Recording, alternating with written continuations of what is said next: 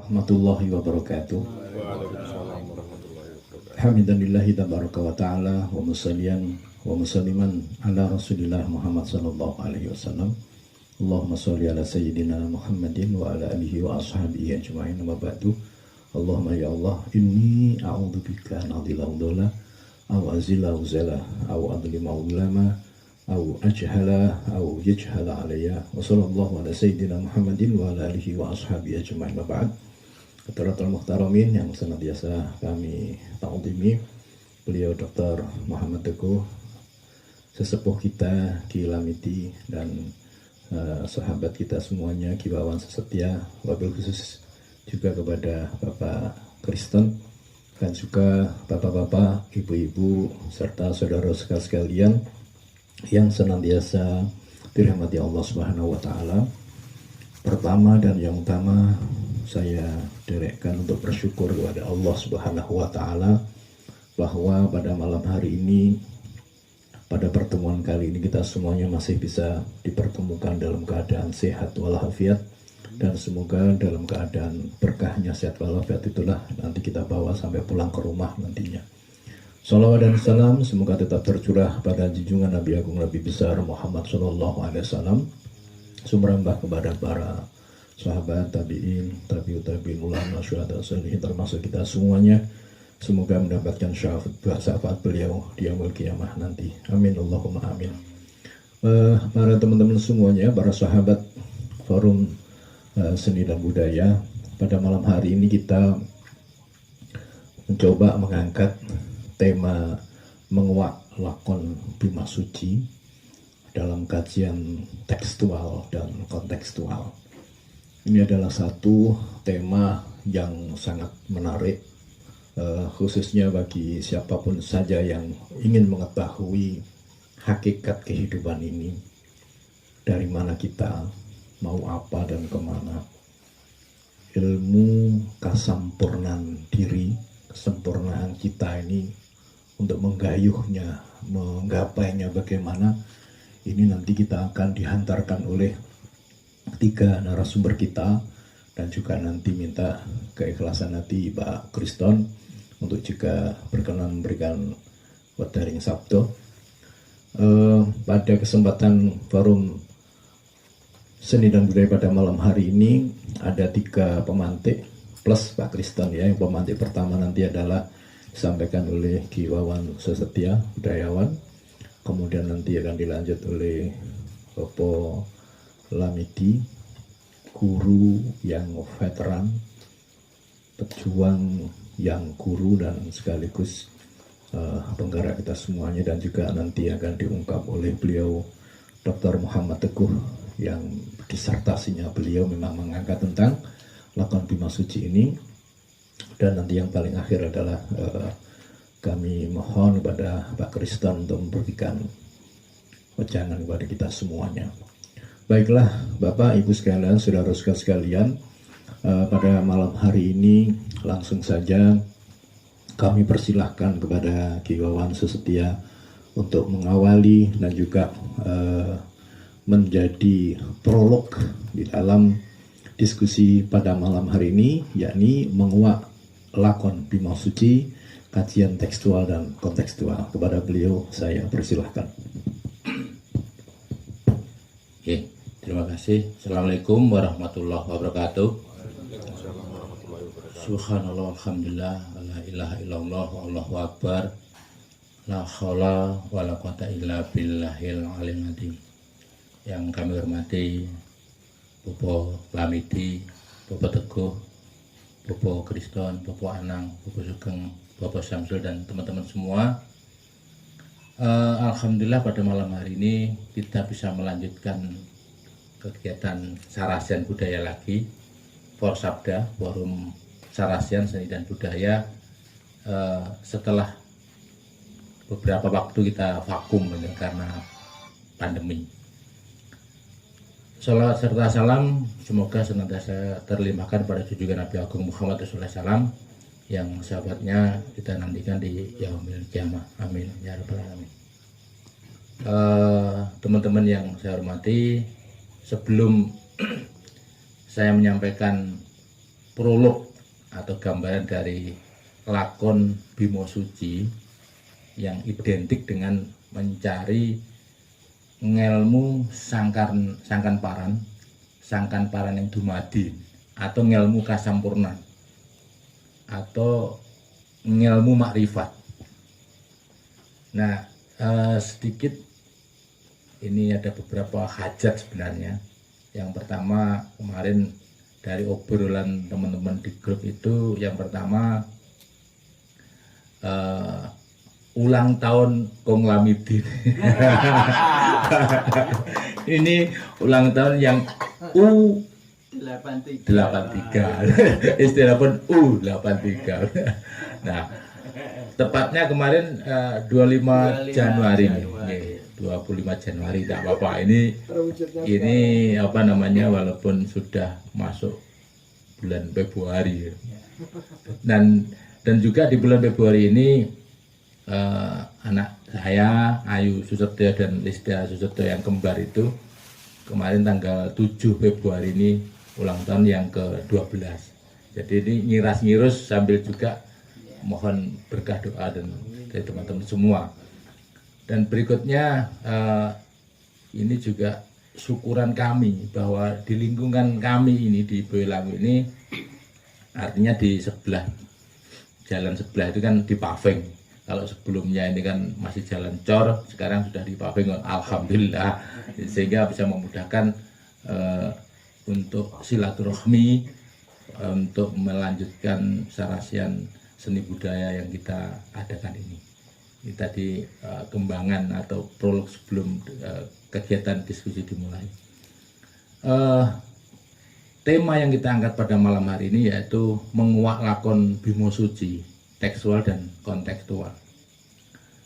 Secara umum bahwa kita tahu Pandowo itu merupakan tokoh protagonis, jadi tokoh yang berwatak baik, sedangkan musuhnya yaitu para Kurawa yang notabene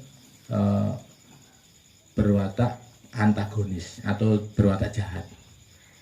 Nah, ketika suatu hari Bimoseno atau Brotoseno, artinya rambutnya Bimoseno saat itu tuh belum digelung, masih memuda, dikenal dengan Brotoseno. Ketika suatu hari menyampaikan keinginannya, yaitu ingin menggapai ngelmu kasampurnan atau tentang sangkan paraning dumadi, menyampaikan kepada gurunya yaitu Resi Durna. Nah, sebelum Bimo datang ke istana Astina yang saat itu Resi Durna bersama para Kurawa yang dikomando Prabu Duryudana. Jadi pada kesempatan itu sebelumnya sudah ada sinyal atau isyarat dari Bimo bahwa dia hendak mencari ngelmu kasampurnan itu tadi. Nah, ketika di Pasewakan Agung Negara Astina itu timbullah keinginan dari para Kurawa yang dikomando oleh Patih Sengkuni supaya nyelomprone si Bimo, gitu. Kaitannya dengan yang hendak menanyakan tentang ilmu kasampurnan atau sangkan paraning dumadi tadi. Singkat cerita, Resi Durna sudah mempunyai suatu gagasan atau ide, yaitu supaya Bimo itu bertapa di Gua Duranggo. Nah, ini gua yang ibaratnya itu jalmo moro jalmo mati. Artinya barang siapa yang datang ke situ, karena di situ ada naga besar, jelmaan Putri Maheswari. Ini yang sangat ganas sehingga diperkirakan ketika Bimo nanti masuk atau bertapa di Gua Duranggo itu, dia akan tewas dibunuh oleh naga besar itu. Tak lama kemudian Bimoseno datang ke istana Astina, kemudian menyampaikan keinginannya kepada Resi Durna. Lalu Durna menyampaikan supaya Bimo melakukan topo broto, yaitu di Gua Duranggo. Bagaimana pemaknaannya nanti. Ini prolog tentang cerita ini tadi. Nah, Singkat cerita akhirnya Bimo kemudian berangkatlah ke Gua Duranggo bertapa di sana. Ketika Bimo bertapa di sana ternyata menghadapi serangan dari naga besar yang tak lain adalah jelmaan dari Putri Maheswari. Yang para Kurawa tadi menduga keras bahwa ketika Bimo masuk ke Gua Duranggo tadi pasti akan tewas dimakan oleh naga. Ternyata Bimo mampu menghadapi tantangan itu, mampu menghadapi Putri Maheswari yang kemudian setelah menyelesaikan pertapaannya, kemudian Bimo menghadap lagi kepada Resi Durna. Nah, fase yang kedua, tadi yang fase pertama di Gua Duranggo, fase yang kedua, Durna memerintahkan kepada Bimo supaya mencari kayu gung susuing angin, yaitu di Gunung Condrodimuka. Jadi fase kedua, Resi Durna memerintahkan kepada Bimo supaya mencari kayu gung susuing angin di puncak Gunung Condrodimuka. Kemudian Bimo sami'na wa ata'na. Sami'na wa ata'na, berangkatlah di puncak Gunung Condrodimuka. Ternyata di sana ketemu dengan dua raksasa besar, Rukmoko dan Rukmokolo. Ini jelmaan dari Bathara Indra dan Bathara Bayu. Nah, kemudian terjadilah peperangan antara Bimo dengan dua orang raksasa itu tadi. Nah, kemudian tewaslah dua raksasa tadi itu. Dua raksasa tadi yang tidak lain adalah jelmaan dari Bathara Bayu dan Bathara Indra, tewas. Tidak lain, ini merupakan ujian dari Bathara Bayu dan Bathara Indra, yang notabene adalah simbolisasi dari gambaran wajah. Jadi nanti pemaknanya nanti. Intinya bahwa Bimo telah berhasil mengalahkan dua orang raksasa di puncak Gunung Condrodimuka tadi, yang tidak lain adalah jelmaan dari Bathara Bayu dan Bathara Indra. Nah, fase ketiga, setelah itu Pandhita Durna memerintahkan kepada Bimo supaya mencari banyu Perwitasari atau banyu Perwita Suci, tempatnya di dasar samudra.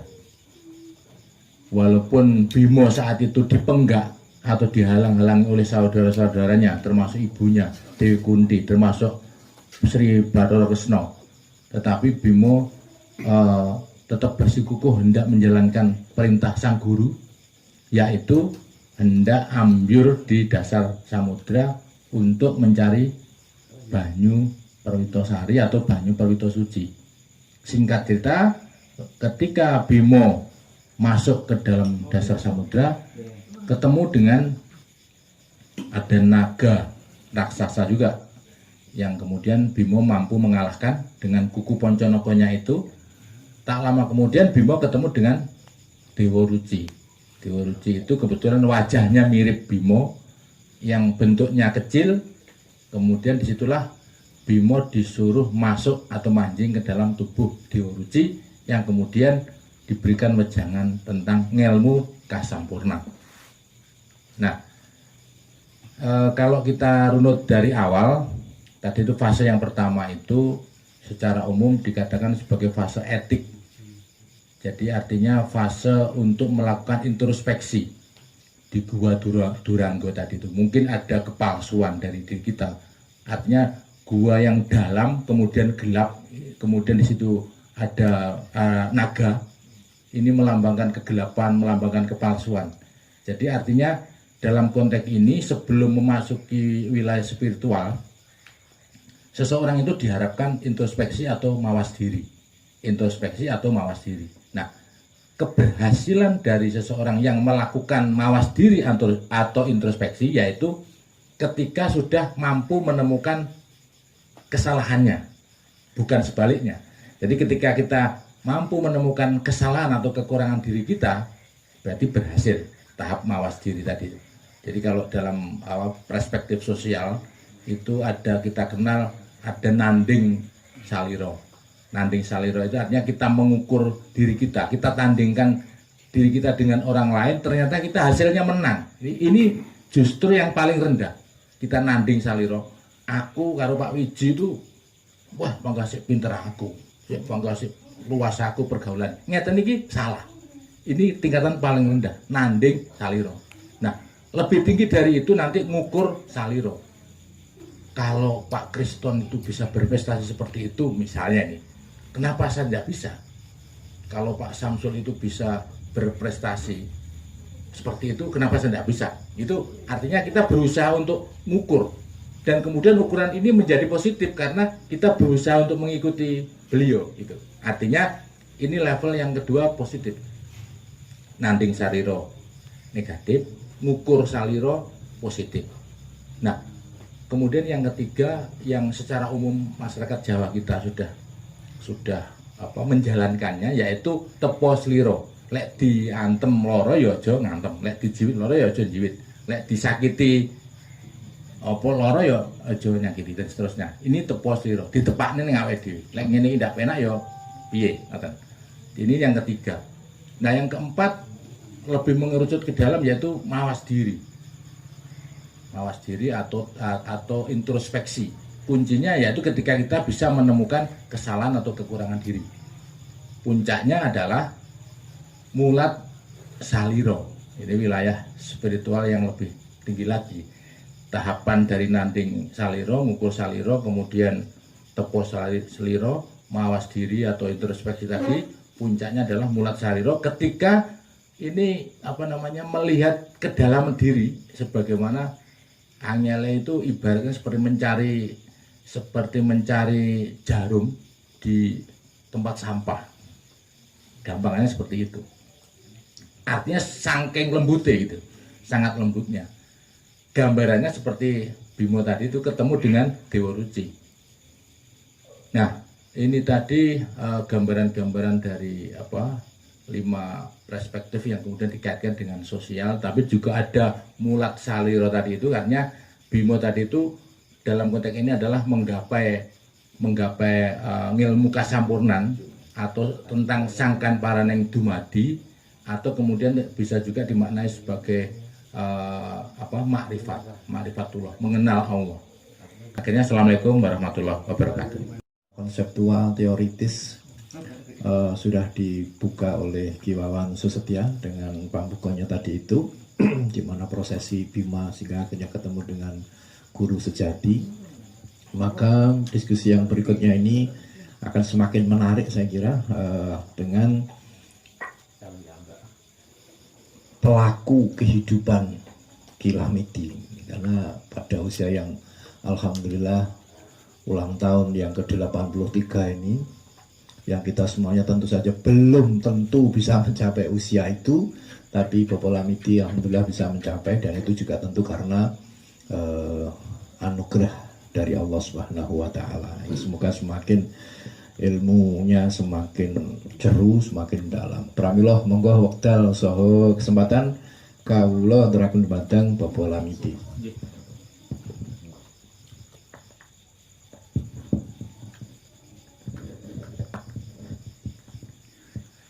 Assalamualaikum warahmatullahi wabarakatuh.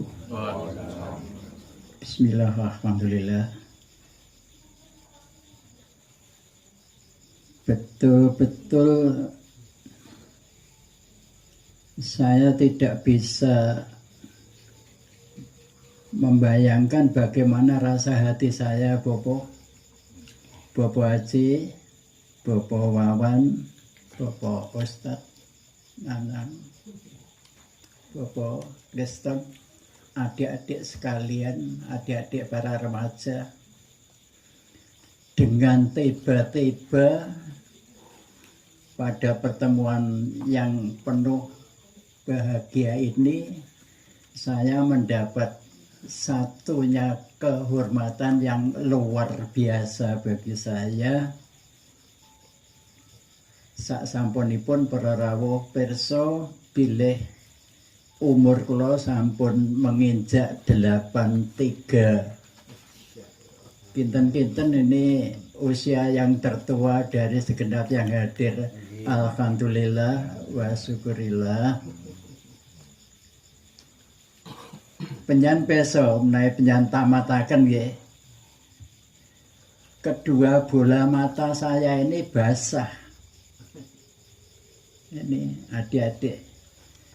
Aku seiso matur teteh, tapi dalam kondisi emosional, menahan rasa keharuan yang tak terduga bagi saya pada malam ini.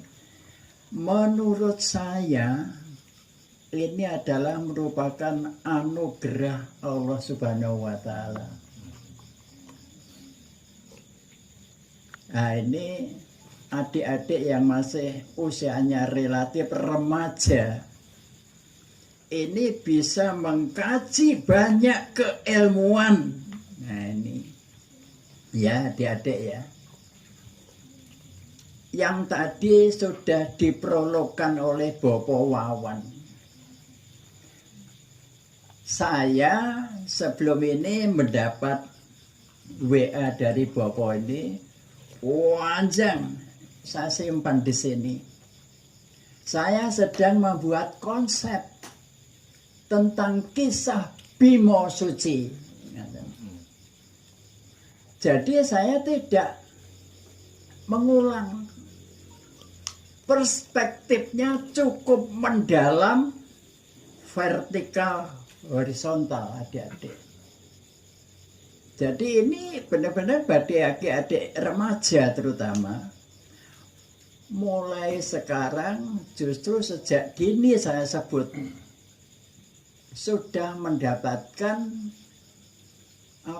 uraian panjang lebar tentang keilmuan tentang hidup. Kalau saya menurut Bapak Ustadz Anang tadi, kehidupan praktek yang saya alami, loh kok nganti tekan umur 83. Lalu